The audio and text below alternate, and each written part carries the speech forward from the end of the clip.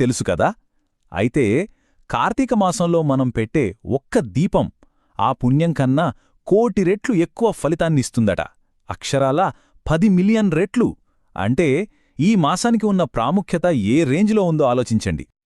అయితే వీటన్నింటిలో నాకు బాగా నచ్చే విషయమేంటో తెలుసా? ఈ ఆధ్యాత్మికత అందరికీ అందుబాటులో ఉండటం. దీనికోసం పెద్ద పెద్ద మంత్రాలు నేర్చుకోవాల్సిన పనిలేదు, కఠినమైన నియమాలు పాటించాల్సిన అవసరం అంతకన్నా లేదు. కేవలం స్వచ్ఛమైన మనసుతో, భక్తితో ఒక చిన్న దీపం వెలిగిస్తే చాలు. అదే ఒక సంపూర్ణమైన సమర్పణ. ఎంత అద్భుతంగా ఉంది కదా. మరి ఈ మాసంలో భక్తులు ఎలాంటి ఆచారాలు పాటిస్తారో, రోజువారీ వ్రతాల నుంచి పవిత్రమైన మొక్కల పూజల వరకు అసలు ఏం చేస్తారో ఇప్పుడు చూద్దాం. సాధారణంగా ఈ నెల మొత్తం భక్తుల దినచర్య భక్తితోనే నిండిపోతుంది. తెల్లవారుజామునే లేచి నదీ స్నానం, అది శరీరాన్ని మనస్సుని కూడా శుద్ధి చేస్తుంది. ఇక సూర్యోదయం